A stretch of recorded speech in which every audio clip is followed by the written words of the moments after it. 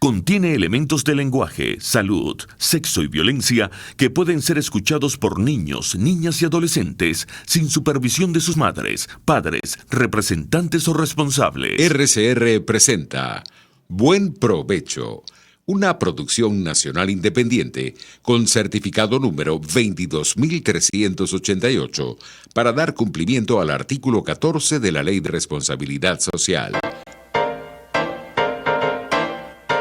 A partir de este momento, los invitamos a formar parte de esta mesa donde se componen y descomponen los problemas del país.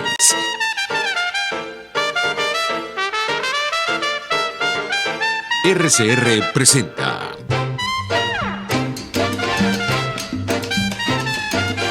Buen Provecho.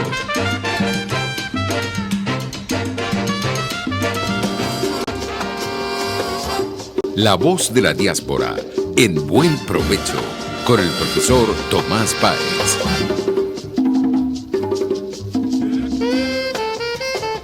Buenas tardes, querida audiencia global.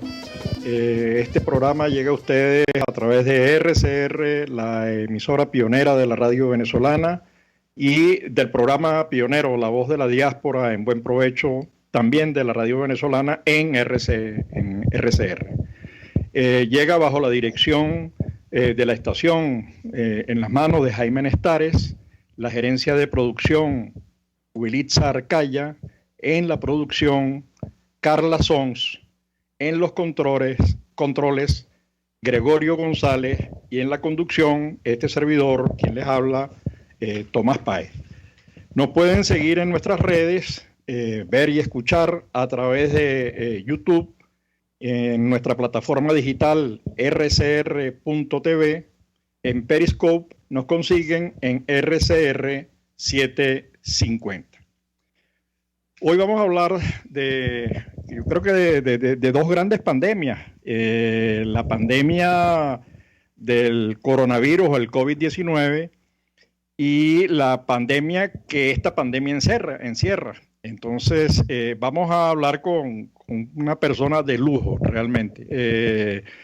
Se llama Carlos Torres, es médico graduado en la UCB, en la Escuela Vargas de la gran UCB, de la Universidad Central de Venezuela. Creo que era miembro de su Orfeón Universitario en algún momento. Con posgrado en Medicina Interna e Infectología en la Escuela de Salud Pública. Creo que quedan en Algodonal, donde ahora se acaba de cerrar por el tema de los incendios forestales que hubo, pero también ha hecho medicina interna e infectología en las universidades de Yale y Harvard.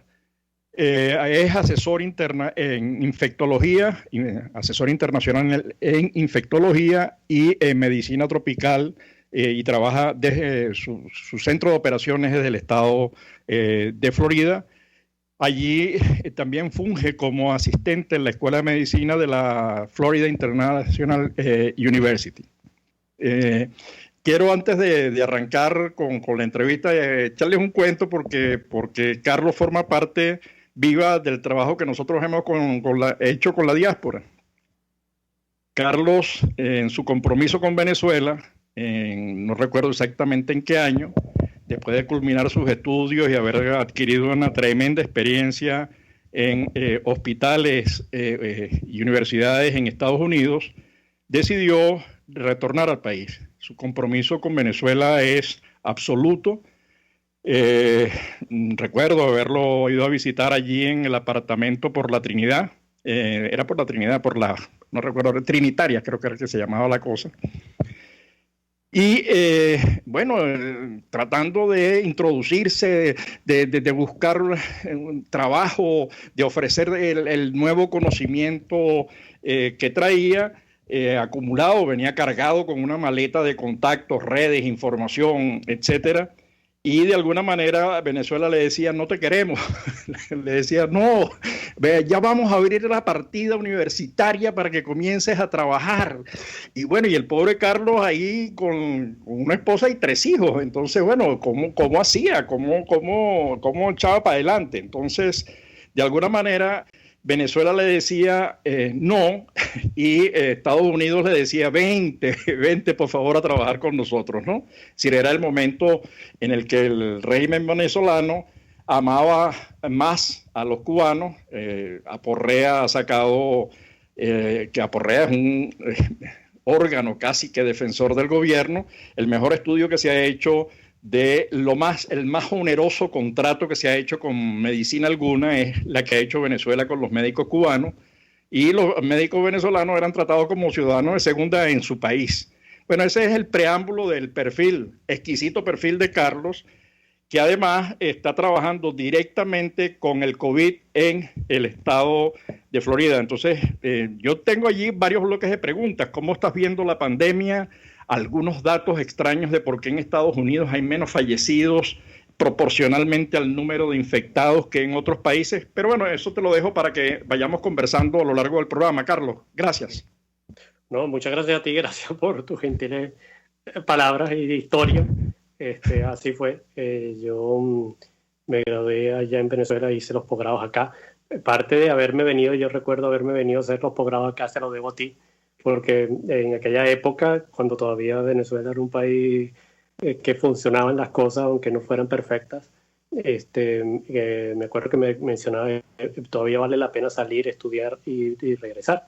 Y cuando yo regresé, obviamente había una sorpresa, incluso hasta de la embajada venezolana, ¿no? Que me preguntaba por qué yo me estaba regresando, ¿no? Una cosa insólita, en vez de promover el regreso. Pero bueno, las cosas no se dieron en Venezuela. Efectivamente estaba empezando el gobierno de Chávez en Venezuela. Las cosas no se dieron como uno esperaba. Y bueno, había compromisos familiares también, habían unos niños de por medio. Y al final me decido a los Estados Unidos. Y aquí estamos siempre tratando de generar ideas y colaborar con Venezuela siempre. Siempre ha sido la idea en este sentido. Mire, Carlos, tú tienes además unas contrapartes en Venezuela, que es la gente en la que uno confía en la información, porque, bueno, yo la verdad que el gobierno no puedo confiar, me parece peor que el gobierno chino, ¿no? En tema de información, y eso ha sido una de las causales del desmadre con este coronavirus. Pero más allá de la libertad de expresión y la democracia que está implícito en esta discusión, hay varias personas que tú conoces, creo que alguno de ellos es muy amigo tuyo, que es gente en la que uno confía lo que ellos digan, porque es gente seria, digamos, Julio Castro, Gustavo Villasmil, Rafael Orihuela, que han venido haciendo alertas. Rafael hoy o ayer hablaba de lo que consiguieron en el hospital universitario de Mérida, que 300, casi 400 casos de coronavirus, de COVID-19, que no aparecen reflejados en los datos. Entonces, menos mal que ahí hay una preocupación por hacerle seguimiento desde estos médicos serios, estas personas serias. Pero explícame cómo es eso ¿a qué atribuyes tú el hecho de que, no teniendo Estados Unidos un sistema de medicina público tal como lo tiene, por ejemplo, Francia, Italia o España, sin embargo, la proporción, el número de fallecidos contra infectados es pero infinitamente menor que en aquellos países, menciono los tres, Francia, Italia y España, en los que sí tienes un sistema de servicio público? ¿Por qué? De salud público. ¿Por qué? ¿A qué se debe? ¿A qué tú que estás viviendo esto de frente, estás al lado, has estado trabajando, no sé en qué situación estás ahorita, pero has estado trabajando con el tema de la gente infectada? Entonces, ¿cómo lo ves? Mira, es difícil lo que pasa es que las estadísticas son difíciles de analizar agudamente durante el curso de la epidemia, porque dependen de varios elementos. Uno de los elementos es obviamente qué tan certera, o sea, qué tan precisa es la data, tantas pruebas estamos haciendo, y hay otros elementos, ¿no? En el caso de los Estados Unidos, yo pienso que la mortalidad en general luce similar a la mortalidad de algunos de los países europeos, no de España, obviamente, no de Italia, pero también es verdad que la información de Italia y la información de España tampoco es completamente precisa, ¿me entiendes? Porque la información que está aportando Italia y España obedece fundamentalmente a casos muy severos y no a los casos leves que tienen. Entonces uno puede pensar que a medida que este proceso se vaya aclarando y haya posibilidad de analizar mejor las cifras y sepamos exactamente cuál es la proporción de pacientes que se infectan sin tener mayores sintomatología o incluso sin tener sintomatología. Por ejemplo, hay data de Islandia que te dice que el 50% de los pacientes no tienen sintomatología o tienen una sintomatología muy leve. Entonces los números de España y los números de Italia probablemente van a bajar. Eso obviamente no necesariamente explica todo, ¿me entiendes? Por ejemplo, tienes el caso de Alemania también, donde tienen una tasa de mortalidad muy baja comparado con otros países europeos. Sí puede explicar un poco algunos países, diferencias de países, sí pueden explicar por qué en algunos países hemos visto un curso más severo que en otros. Obviamente en el caso de España, Italia, en el caso de Israel, no de Israel, de Irán, obviamente los agarró el cruce de la epidemia sin darse cuenta de que tenían suficiente circulación interna y retrasaron bastante las medidas de distanciamiento social, de lo cual sí lo lograron hacer porque aprendieron los otros países. Entonces, países como Alemania, donde, por ejemplo, una de las cosas claves para nosotros desde el punto de vista de epidemiología que tú quieres hacer cuando tienes una epidemia es, tú quieres identificar cuáles son esos casos, aislarlos lo más rápido posible y buscar de esos casos los contactos de forma de aislarlos también y de forma de parar la cuestión. Eso fue lo que hizo Singapur, eso fue lo que hizo Corea, eso fue lo que ha estado haciendo Alemania, y para eso tiene que tener unas pruebas muy efectivas, un proceso de pruebas muy rápido que tenga respuesta rápida, y eso le faltó tanto a España, le faltó tanto a Italia, y en cierto modo nos faltó también a nosotros en los Estados Unidos. ¿Entiendes? Entonces, si uno ve ahorita los números de Estados Unidos, sí son los números, claro, tiene una población de 360 millones de habitantes, unos números, pero sigue siendo uno de los países con más casos, mayor número de casos, todavía en ascenso en su pico en su ascenso de curva epidemiológica, y afortunadamente, bueno, tiene un sistema de salud bastante fuerte a pesar de todo, y entonces, bueno, la mortalidad el proceso, a pesar de situaciones como New York y New Orleans y en cierto grado California y Los Ángeles, no ha sobrepasado la capacidad de respuesta de los servicios de salud, y eso ha sido la diferencia quizás también con la comparación con España, la comparación con Italia, que en esos dos países el sistema de salud quedó completamente colapsado porque el volumen de pacientes era demasiado. A ver, Carlos, nosotros tenemos un montón de médicos venezolanos en Florida, pero también en Texas, también en Nueva York.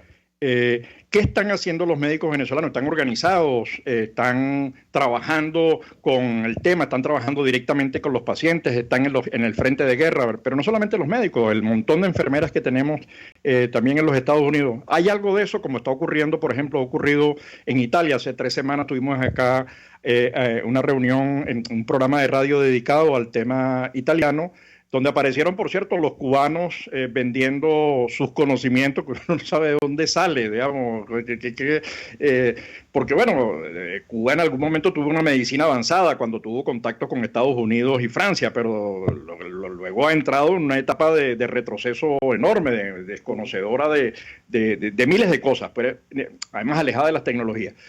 ¿Qué están haciendo los médicos venezolanos y en este caso qué estás haciendo tú con el tema también del coronavirus allá en Estados Unidos? Mira, los médicos venezolanos están participando, incluso ves situaciones donde especialidades que no necesariamente tú pensarías que estarían directamente relacionadas con la enfermedad, como cardiólogos, han estado volcados a ver pacientes, a transmitir información certera. Y en eso, en el grupo de los venezolanos, hay un cardiólogo amigo de nosotros que está haciendo una serie de programas de entrevistas con distintas subespecialidades, siempre sobre el tema de COVID. En Florida hay una asociación venezolano-americana de médicos que también está muy activa en tratando de gestionar acciones y en crear conocimiento. En el caso mío particular, yo lo he hecho en 2 frentes. Uno, obviamente he estado, como siendo el infectólogo del hospital donde yo trabajo, he estado directamente relacionado con el cuidado de pacientes con COVID. En las últimas 4 semanas ha sido bastante intenso porque los números obviamente se nos han incrementado. Y prácticamente la práctica médica de nosotros se está limitando ahorita básicamente a atender pacientes con COVID. El otro aspecto donde también están involucrados... Te tengo que cortar, Carlos, porque tengo que ir tenemos que ir a publicidad. Okay. Guárdate la idea para que le des continuidad al regreso, por favor. Perfecto. Usted escucha Buen Provecho por rcr.tv, la radio que se ve. Sintonícenos a través de Periscope, @RCR750, la radio que se ve. En RCR somos vanguardia. Toda la programación de tu RCR también la puedes seguir a través de la internet. Audio y video en tiempo real. Noticias y mucho más. No te pierdas ni un segundo de nuestra programación. No hay excusa ni cadena que valga para que dejes de escucharnos. Ingresa a rcr.tv, la radio que se ve. Si tienes hernias discales, dolor lumbar, cervical, fascitis plantar, dolor en el hombro, algún posoperatorio de cadera o de rodilla, Global Therap es tu mejor opción en rehabilitación. Búscanos en el Centro Comercial Multiplaza Paraíso, nivel empresarial 2. Teléfono 0212-461-9370. Global Therap y despídete del dolor. RCR 750 AM. Porque lo bueno une. Los grandes temas se debaten en la mesa. Buen provecho por rcr.tv, la radio que se ve. Y síganos en Twitter, @rcr750. Ya de regreso con Carlos Torres, médico graduado en la Universidad Central de Venezuela, asesor en infectología y medicina tropical, máster en las universidades en salud pública, en las universidades de Yale y Harvard, y actualmente trabaja directamente en el frente de batalla contra el desarrollo del coronavirus o el COVID-19. Estaba hablando, le corté la palabra cuando estaba hablando de lo que estaban haciendo en el estado de Florida. Entonces, para que no cortarte, dale continuidad a las ideas, por favor, Carlos, y disculpa, pero teníamos que interrumpir. No te preocupes. Mira, bueno, entonces te decía que yo en las últimas 4 semanas, obviamente hemos estado intensamente viendo pacientes, los números nos han aumentado, y entonces, bueno, estamos directamente involucrados con el tratamiento de pacientes de clínica, y en el otro frente ha sido el de generar información que sea precisa. Hay mucha información vaga en Internet y en las redes sociales sobre cómo prevenir la enfermedad, qué hacer con pacientes que tienen la enfermedad, etcétera, etcétera, cuál es el curso de esta epidemia y cómo veremos las perspectivas del futuro. Entonces, en eso hemos estado trabajando individualmente en cosas que yo hago de escrito, pero hemos también trabajado y hemos colaborado sobre todo con grupos en Venezuela, con un grupo de la Universidad Central a nivel de Instituto de Medicina Tropical, con Julio Castro, que tú lo mencionabas, para dar charlas instructivas a médicos, tratando de transmitir a los médicos en Venezuela la experiencia que hemos estado adquiriendo aquí. Hemos hecho contactos con múltiples conferencias donde se han hecho con personal venezolano en España, como personal venezolano en Estados Unidos, y donde hemos podido entonces explicar cuál ha sido nuestra experiencia de forma de tener los médicos venezolanos preparados para enfrentar la epidemia ahora en Venezuela. Que tú hablabas hace 2 minutos, hablabas de las dificultades, digamos, más bien de las estrategias diversas que utilizó Corea, Taiwán, etcétera, de muchos, o Alemania, de hacer muchos miles de diagnósticos muy rápidos, aislar a las conexiones, digamos, poder atacar y atajar la enfermedad, lo que le ha salido en términos de vidas humanas menos costoso, ¿no? Ha fallecido menos gente en proporción al número de contagiados. En el caso de Estados Unidos, no, y Estados Unidos estamos hablando de una economía lo suficientemente fuerte, estable como para tener eso y más.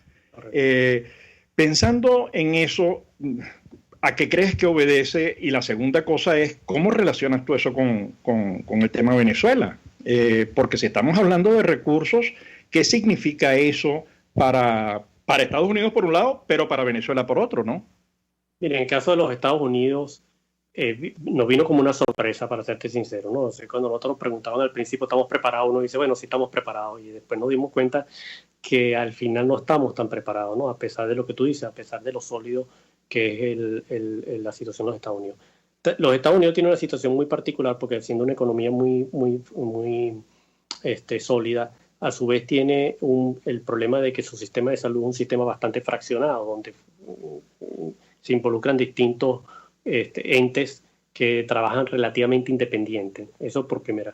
El segundo punto que yo creo entonces, bueno, a veces no hay coordinación precisa con ese punto. El segundo elemento es que para todo este proceso, si uno quiere que sea exitoso, tiene que tener liderazgo.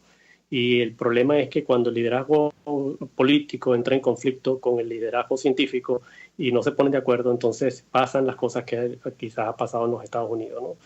Ahorita incluso estamos viendo un conflicto probablemente creciente, incluso entre la dirección política y la dirección científica, por decirlo así, del manejo de esta epidemia. El que nosotros a pesar de que tuvimos tiempo para prepararnos, ya sabiendo que la epidemia venía, ya sabiendo lo que pasaba en China, no hubiéramos tenido la capacidad, ni la tenemos todavía, de hacer pruebas de una forma masiva. Obviamente influyó y en el curso de esta epidemia en los Estados Unidos. Entonces, hay ciertos países que, en mi opinión, buscaron el método de hacer muchas pruebas, identificar los contactos de forma de tratar de contener la epidemia. Si no lo lograron contener, lograron mitigar mucho mejor la epidemia que lo que hizo Estados Unidos, donde entonces, como no tenía las pruebas para hacerlas, entonces tuvo que optar por simplemente el aislamiento social masivo. En el caso de Inglaterra fue un poco diferente porque además que no tenían las pruebas, el caso de Inglaterra fue más bien una política más parecida a una política de Estado de tratar de no abrir, no cerrar la interacción social tan bruscamente, tratando de buscar un cierto grado de inmunidad, de inmunización de la comunidad. Y después se dieron cuenta que si seguían en esa vía se les iba a ir de las manos y el sistema de salud no iba a poder controlar las cosas. Entonces, en el caso de los Estados Unidos, el que peor vio la situación fue probablemente New York, y tuvieron a punto de rebasarse su capacidad de respuesta a los otros estados, a pesar de que cada uno ha estado a distintas velocidades. Todavía tenemos, por ejemplo, en el caso de nosotros de Miami y de Florida, todavía estamos en nuestra fase ascendente y nuestro pico se espera que sea al final de mes. Entonces, bueno, estamos en esa situación. El caso de Venezuela es un caso muy particular, porque el caso de Venezuela, primero es lo que tú dices, no hay una certeza de que los datos venezolanos, y probablemente hay una certeza de que no lo son, que los datos venezolanos son precisos. Una duda razonable. Exacto, y una duda razonable de que los datos sean precisos, y entonces eso se hace muy complicado, y uno tiene que reconocer el gran esfuerzo que están haciendo gente como Julio, como el doctor Orihuela, como Gustavo Villamil, toda esa gente, para tratar de darnos una información, y esto no ha sido la primera vez, pasó con la epidemia de sarampión, pasó con la epidemia de difteria. Entonces, bueno, es una situación muy difícil de valorar. Por otra parte, a Venezuela no le quedaba otro remedio que hacer lo que hicieron, es decir, poner una cuarentena inmediata, ¿ok? Mal implementada. Uno está viendo las noticias de gente que está regresando de Colombia y los tiran en un sitio donde no hay agua, donde hay un baño para 200 personas. Sobre ese tema quisiera después volver por otras razones, pero volveremos sobre ese tema. Pero sigue, perdona. Entonces, cuando uno quiere hacer una cuarentena y tú utilizas la cuarentena y el aislamiento como instrumento de salud pública, tú tienes que tener la capacidad de implementar esa cuarentena. O sea, no es simplemente meter la gente en un cuarto, tirarlos en un cuarto y cerrarles la puerta y dejarlos sin comida, sin abastecimiento, es una locura. Entonces, pero Venezuela, por otra parte, la única manera de tratar de frenar que los hospitales que no tienen mayor capacidad de incrementar su demanda o sus suministros de ayuda a la población pasara, era que tú tenías que implementar una cuarentena apenas empezaba la... El problema es que usted ve la noticia entonces ahora vamos a implementar la cuarentena 30 días más. Entonces dice, bueno, pero ¿hasta cuándo vas a tener a la gente encerrada? La gente tiene que producir, la gente tiene que comer. Entonces ese es el punto que la gente, para el gobierno es como una orden y simplemente la que se cumple sin importar lo demás, sin importar si los pacientes mueren de hambre, sin pensar si la gente se muere de hambre, si la gente no puede sobrevivir, si la gente se vuelve loca en la casa. Eso no le importa al gobierno, ¿me entiendes? Pero quizás Pero bueno, en mi opinión esa era la única opción que ellos tenían de implementar la cuarentena temprana, y quizás por ese incremento de la cuarentena temprana es que todavía no se les ha ido de la mano. Claro, pero tú ves... Va a ir de la mano de todas maneras. Pero tú ves en las imágenes, Carlos, más bien, porque hacer una cuarentena, cuando tú ves a los países con cierto nivel de desarrollo, con una cierta posición económica, la gente puede quedarse en sus casas, digamos. Primero tienes agua para lavarte las manos, que es una de las condiciones así como sine qua non para atacar o atajar el desarrollo del virus, ¿no? En Venezuela no hay agua. Es decir, en Venezuela el agua llega goteada por horas y ciertos días a la semana o ciertas horas al día. Y en ciertas zonas ni siquiera llega el agua. Entonces, no tienes el insumo electricidad, que es fundamental en el caso de los hospitales, para la atención, etcétera. No tienes el insumo gasolina para el traslado, digamos, las emergencias que puedas atender. Después, la gente no está en capacidad, no hay recursos para almacenar en tu casa para vivir una cuarentena. Es decir, mira, voy a tener lo elemental, ¿no? Porque no hay recursos. Entonces tú ves en las imágenes que le llegan a uno del mercado en Maracaibo, en Catia, en Petare, en Oriente, es la gente moviéndose, tratando de rebuscarse el día a día, y eso por supuesto es una fuente de contagio si no está adecuadamente controlado. Si estoy pensando en las máscaras, en las mascarillas, que yo no conozco mucho de eso, pero hay unas mascarillas que controlan el 98% y otras el 95% y otras el 33%, no entiendo nada de eso. Pero en general las mascarillas que están por aquí, por los lados de Europa, no son exactamente las que mejor controlan. Yo no me quiero imaginar esas mascarillas que se ha inventado la gente que pone así un trapo arriba. Eso no funciona de esa manera. Bueno, por eso te decía que todavía. Ok. Porque hasta ahora les ha funcionado, pero todavía les ha funcionado. O sea, yo pienso que esto le va a ganar de todas maneras, les va a venir de todas maneras, porque pero es justamente lo que te decía. Lo que tú estás manifestando es justamente lo que te digo, de que decretar una cuarentena implica mucho más que simplemente obligar a la gente a estar en su casa. Por lo que tú dices. Ahora, en gran parte de la clase media está más o menos panteándose, y me entiendes, y está permaneciendo en su casa. Aunque la clase media venezolana se ha reducido a una minúscula clase, en las clases populares es como tú dices, es imposible mantenerla, y por lo tanto entonces lo que luce ahora como que está muy quiet, aunque probablemente muy tranquilo, aunque probablemente, como te digo, gran parte de eso es que el gobierno no está dando cifras precisas, es una cosa que una curva que va a continúa ascendiendo ahora con el problema de que el gobierno sigue ocultando información y que vamos a tener un brote al final bastante grande de epidemia en Venezuela. Porque hablando de cómo abordar el tema, tú dices, bueno, yo necesito equipos y para eso necesito plata, yo necesito hospitales, pero no los tengo, han estado en el subsuelo, y entonces de pronto sale diciendo que van a pedirle $5.000 millones a un organismo que detestan, que no lo quieren ver en su casa, que hablan horrores de él, ¿no? Y tú dices, bueno, pero espera, ¿por qué no hacen una vaca entre quienes se robaron los reales de los hospitales, ¿no? Digamos, ahí hay algunos ministros, de acuerdo a las cifras que corren por ahí, que se han cepillado más de 1.500 millones de dólares, ¿no? Y entonces uno dice, bueno, si tú agarras a la gente que ya se ha declarado culpable en el caso de Estados Unidos, como el que fue tesorero del país, o al otro que también se declaró culpable, que tenía una casa en Orlando, en Miami de $7 millones y en Texas también de $7 millones, pero que había participado en unos negocios con PDVSA extraños de $1.000 millones. Si hacen una vaca entre sus enchufados, podrían llegar a reunir esa plata para atender a la población. Es decir, no solamente quieren pedir esa plata, yo a alguien que se espalilló todos los recursos, que dejó hospitales en Montalbán solamente en cemento y cabilla, además con sobreprecio, yo no le daría ni medio, porque yo no sé si van a terminar comprando mascarillas o van a terminar enmascarillándose los recursos en el bolsillo, ¿no?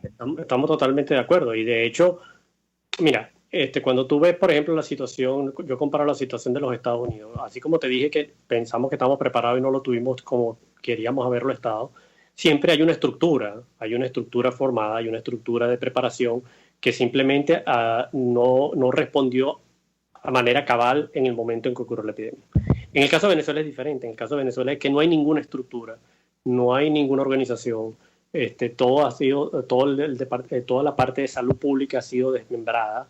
Y tuviste varias advertencias. Tuviste la advertencia del sarampión, tienes la advertencia de malaria, tienes la advertencia de difteria.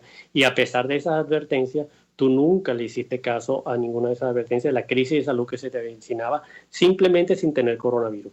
Ahora tienes coronavirus, entonces imagínate, tú no hay forma de que tú de la noche a la mañana, ¿no?, vayas a crear una estructura que funcione, un sistema de seguimiento de salud pública, los pacientes, contactos y eso, este tipo de cosas tipo dictatorial, donde tú más bien obligas a la gente que está enferma de que no tenga que estar hospitalizada, porque así te sale de la cabeza que esa es la mejor forma de lidiar con esto, lo cual no lo es.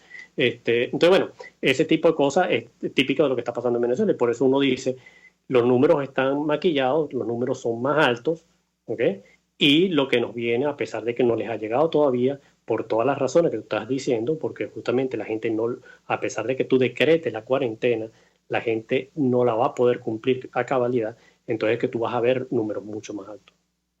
Y eso nos lleva a otro tema, que es el tema que lo hemos rozado de varias maneras, el tema de la verdad, ¿no? Es decir, aquí han muerto los datos, ha muerto la información confiable de parte de los organismos oficiales, pero también que pareciera que de los organismos internacionales, ¿no? Digamos, las críticas que se le están haciendo en este momento al presidente de la OMS y sus vinculaciones extrañas cuando él quiso designar a Mugabe como representante especial, tú dices, bueno, la verdad que fue el mismo, era como darle la segunda espada de Bolívar a Mugabe para el tema internacional, ¿no? Entonces, tú dices, el tema de cómo resolverlo, porque para el equipo de venezolanos que está trabajando en médicos venezolanos, ya los hemos mencionado, Julio, Gustavo, Rafael, Orihuela, que están trabajando levantando data con todos a nivel nacional, el video que está corriendo de la directora del Hospital Clínico Universitario de la ULA, señalando que hay 400 casos, eso ya rompe el esquema que venía diciendo el gobierno. Tú dices, oye, ¿Cómo hacemos? Porque hay muchas dificultades desde no estar en el gobierno, ¿no?, para controlar esa información. El esfuerzo es mucho más costoso. Y eso me lleva al otro tema que creo que lo vamos a ir dejando para el próximo segmento, lo dejo abierto, que es, esta pandemia está generando otra pandemia. Hablábamos antes de los retornados, yo te dije, vamos a retornar a ese tema. Hay gente que está regresando porque, bueno, esta pandemia ha dejado con los negocios cerrados a mucha gente, a los trabajadores por cuenta propia los ha dejado sin empleo, no hay recursos para sobrevivir, la gente que llevaba el día a día, la gente que hizo una pequeña inversión en el negocito, en el café, en la librería y que lleva 1 mes, 2 meses sin cobrar, bueno, se está quedando desempleado y no tiene cómo, pero hay gente que está pensando en regresar a Venezuela, han llegado, no sé, 1,000, 2,000, el gobierno dice que son 5,000. Supongamos que son 5,000. El problema que vas a conseguir en Venezuela con la otra pandemia que genera esta pandemia es terrible, y de eso vamos a hablar al regreso, porque se trata de una pandemia que genera otra pandemia. Usted escucha Buen Provecho por rcr.tv, la radio que se ve. Puedes seguirnos en nuestras redes sociales. En Twitter, @RCR750, la radio que se ve. Mis amigos, quiero hablarles de Bilab Biodiagnóstica, un nuevo laboratorio clínico con un concepto original. Además de estar dotado con los equipos de la más reciente tecnología y el personal de más alta calificación, Bilab Biodiagnóstica te ofrece ambiente y trato amables y los precios más económicos en todos tus exámenes de laboratorio. Pide tu cita en el 0212-945-5788. Bilab Biodiagnóstica, precisión y confianza en laboratorio clínico. Es una interpretación de tendencias para tu signo zodiacal, un espacio guiado por los movimientos planetarios y sus consecuencias. Acompaña a nuestros astrólogos a descubrir lo que le deparan los astros signo por signo. Guía Astrológica, todos los sábados, a partir de las 3 de la tarde, por RCR 750 AM.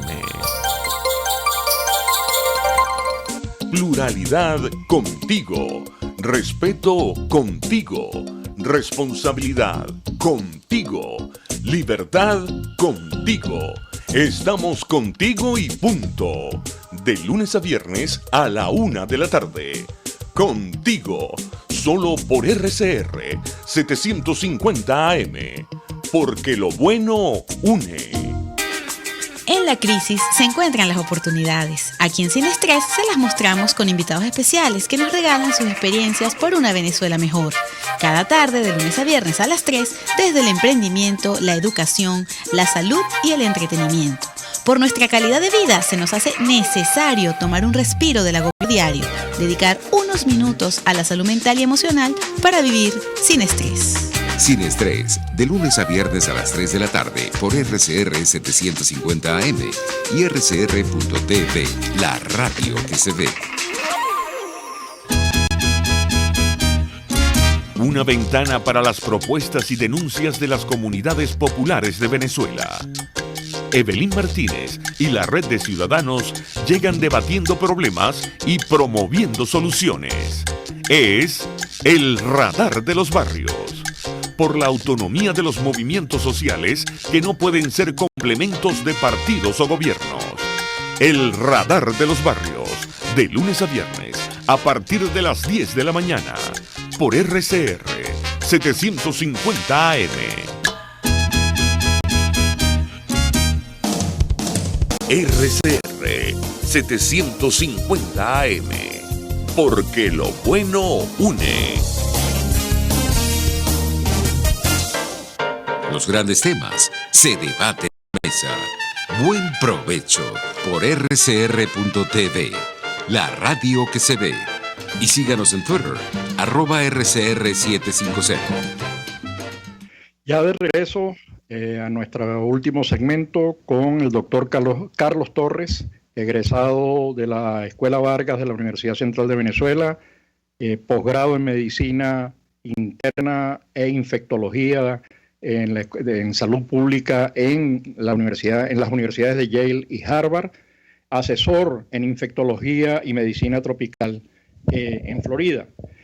Estamos conversando de realmente dos pandemias, que en el caso de Venezuela creo que serían tres pandemias, ¿no?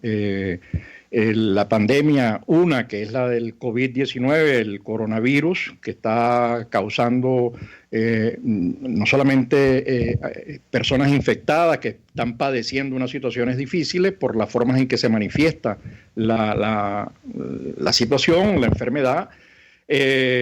Luego tenemos los que fallecen, cuyo número es relativamente elevado. Estaba pensando en otras pandemias como la de la gripe española, aunque nació en Estados Unidos, dicen, que se llevó, los números exactos no se saben, pero entre 40 y 50 millones de personas.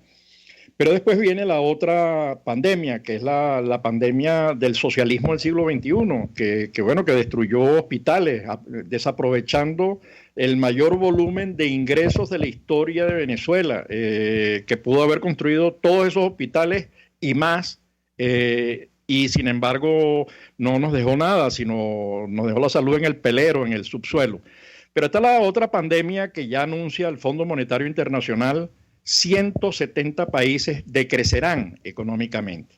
Eso significa que hay 170 países buscando recursos en muchos lados. Solamente en Europa se está hablando de los 500.000 millones de euros para tratar de abordar la situación. Estados Unidos aprobó, no sé si va a incrementar, pero aprobó $2 trillones para abordar el tema de la pandemia que genera esta pandemia del COVID, porque el aislamiento significa el reducir la producción o eliminarla, al reducir la producción, eliminarla, no hay venta, no hay viajes. En el caso, por ejemplo, del estado de Florida, que vive una parte importante del turismo, etcétera, los centros comerciales, toda esta cosa se ve afectado y eso afecta el empleo. Ya hay millones de desempleados en todo el mundo. Conversaba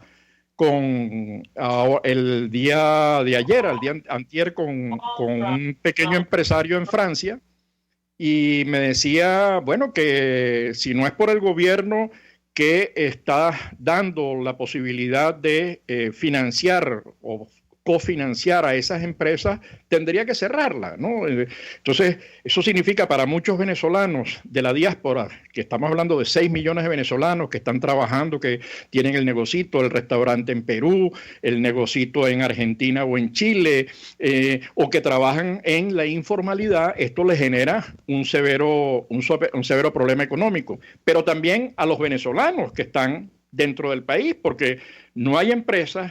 Este es el 6º año consecutivo en el que el Producto Interno ha decrecido. Se encargaron de destruir Petróleos de Venezuela, está en menos de 700.000 barriles, en condiciones de precariedad absoluta. Esas maravillas que fueron las refinerías que producían gasolina, Punta Cardón, Amuay, estamos hablando de que ya no existen. Digamos, Venezuela hoy no tiene gasolina para mover en emergencia a los doctores, a las enfermeras y sobre todo a los pacientes. Entonces, ¿cómo hacer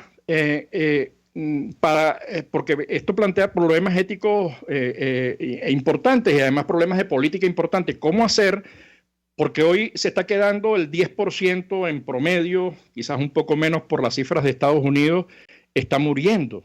Pero es que después, cuando tengas a todo el mundo en pobreza, si no hay producción, si no hay trabajo, si no hay empresas, la cosa puede ser más grave. ¿Cómo están viendo eso? ¿Lo están viendo? ¿Lo están pensando? ¿O sencillamente el problema ahorita es resolver el COVID y listo?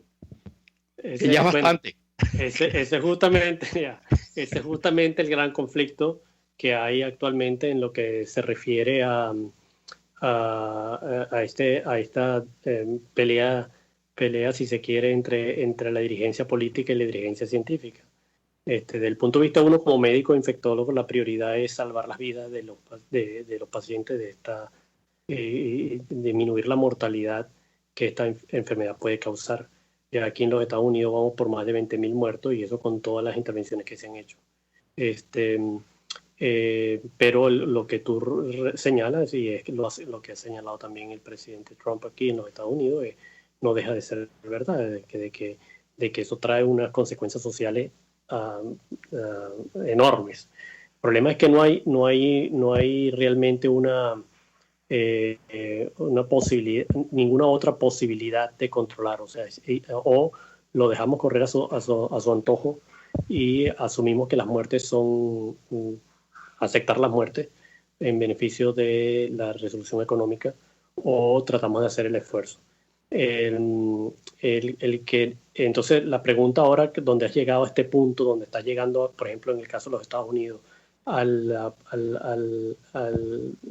cúspide de la epidemia, y vas probablemente en las próximas semanas a ver el descenso de la epidemia, vale la pena empujar un poco más y no abrir las compuertas muy prematuramente, a entender de que existe esa crisis económica, y por eso que los países se han movilizado, bueno, aquellos que pueden, obviamente, se han movilizado para tratar de dar cierta ayuda económica a esos grupos que están siendo afectados.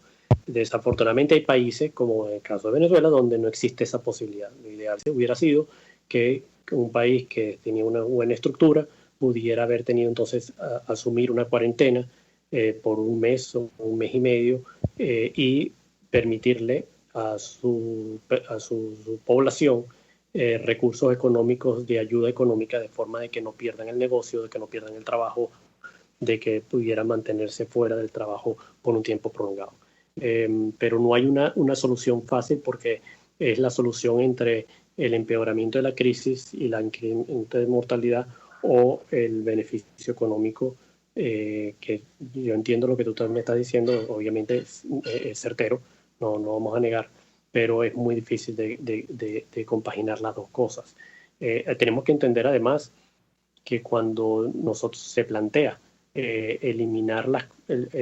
disminuir la intensidad del aislamiento social en un futuro que puede ser 2 semanas, 3 semanas o quizá un poco más, eso no quiere decir que volvamos a tener que cerrarlo. De hecho, los modelos matemáticos te sugieren que lo que va a ser una especie de baile donde tú tienes que cerrar las compuertas y abrir las compuertas, cerrar las compuertas y abrir las compuertas, un poco para equilibrar esas dos epidemias que tú hablas, esas dos pandemias de las que tú estás hablando, la social y económica de la infecciosa, y tratar de que logremos llegar a un nivel donde hay o suficiente inmunidad, de forma de que no haya un brote tan intenso, o darnos tiempo de tener una vacuna que entonces nos permita resolver esta epidemia de otra manera a través de vacunas. Pero no es una solución fácil. No, yo creo que por ahí andan los tiros, digamos. Primero hay estrategias de países, ¿no? A mí me llama la atención la estrategia de Corea del Sur. No sé si es la que más me gusta en el sentido de que es como asfixiante con el individuo, donde está en juego la libertad. Y eso, bueno, eso tiene un problema, igual que tiene una dimensión ética cuando tiene 50 camas y vienen 60 personas, y de esas 60 personas viene una con 98 años y otra con 40. Entonces, ¿a quién escoge? Esas decisiones médicas que son muy complicadas cuando tienes la demanda es superior a la oferta de camas para atender a los pacientes. Ahora, esto coloca la situación del problema del COVID más allá de los marcos nacionales. No es posible pensar en la solución de estos temas sin el concurso internacional. Es decir, cuando digo concurso internacional, el Banco Mundial acaba de anunciar un fondo de $14,000 millones, que no es mucho, pero en todo caso es un paso importante y es una señal de que hay que unir recursos, paquetes, para poder abordar un problema de esta magnitud. Repito, en el caso de la Unión Europea, donde hay un debate intenso y hay una discusión acerca de cómo se utilizan los recursos y cuáles son las condiciones en las que se utilizan esos recursos para tocar Entonces ahí hay que pensar en alguna estrategia, quizás para no plantearlo entre blanco y negro, oscuro o me ocupo de la economía, quizás hay que buscar formas más flexibles de atacar el tema, por ejemplo, incrementando por 1000 el número de análisis a posibles contagiados e incluso a gente no contagiada, para ir atacando y aislando fenómenos. Quizás haya que buscar fórmulas alternas que permitan o que eviten que la pandemia, que se puede llevar al 10% de la población, digamos al 10% de los contagiados, luego se lleve al 100%. Estoy exagerando, pero me parece que esto es un tema que hay que ver con calma, ¿no? Y desde un análisis además científico, porque es muy duro lo que tenemos por delante. Yo estoy pensando en Venezuela y yo estoy alarmado cuando a mí me preguntan ¿y cómo ves el tema de la diáspora? La verdad que en el caso venezolano es que no hay empresas, ¿no? No hay PDVSA, no hay electricidad, no hay agua, no hay hospitales, no hay...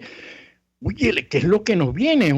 Y alguna gente está regresando. ¿Y qué es lo que va a encontrar? Que va a tener que volver a irse. Un poco lo que ocurrió contigo en algún momento en la etapa inicial, que tú dijiste, me voy, pero después tuviste que regresar, porque al final vas a conseguirte un país que está derruido en sus cimientos y va a ser difícil que absorba a un volumen de gente. Yo creo que sí. O sea, lo ideal hubiera sido que este tipo de crisis se afrontaran de manera global, es decir, que cada país no actuara independientemente, sino que actuaran de forma concertada. Afortunadamente, incluso los organismos internacionales de salud, como la Organización Mundial de la Salud o la Organización Panamericana de la Salud, al final tienden a ser organismos que también son políticos y que responden a presiones políticas. Entonces, lo vimos en el caso de Venezuela, o por lo menos así lo interpreto yo, en el caso de Venezuela con la Organización Panamericana de la Salud, y por cuánto tiempo mantuvo silencio sobre las crisis hasta que le explotó en la cara lo del sarampión para toda Latinoamérica.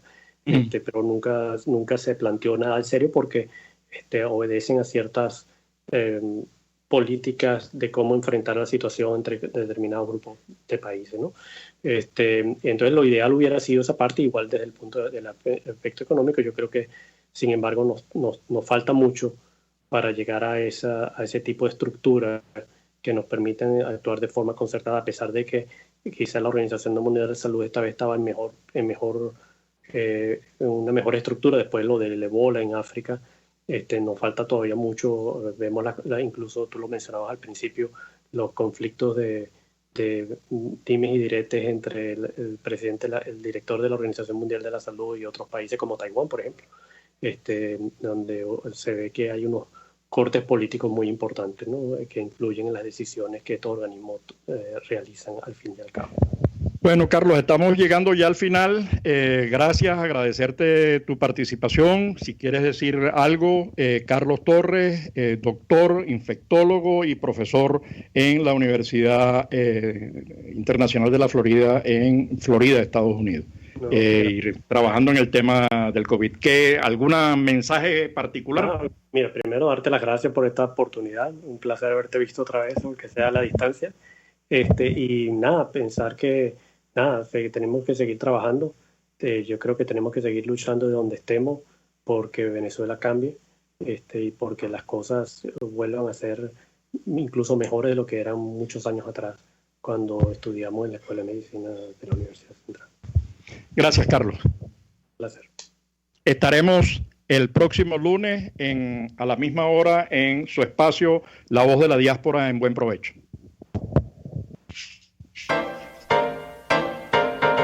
RCR presentó Buen Provecho. Síganos en Twitter en @RCR750. RCR 750 AM, porque lo bueno une. RCR presentó Buen Provecho, una producción nacional independiente con certificado número 22.388 para dar cumplimiento al artículo 14 de la Ley de Responsabilidad Social.